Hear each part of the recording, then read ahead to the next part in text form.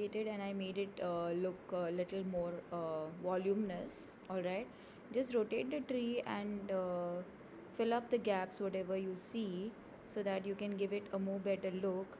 Now I want to just move this tree at the side, right, because it's at the center, and from the center I want to start doing something else. So what I would do is, like, I will do a multi select.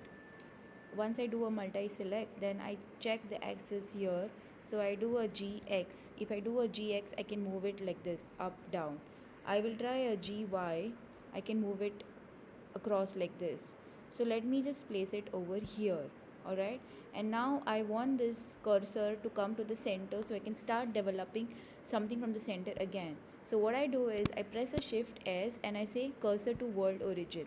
So it starts from the center over here. Now let's try drawing another tree over here. Alright, okay, so see you next time.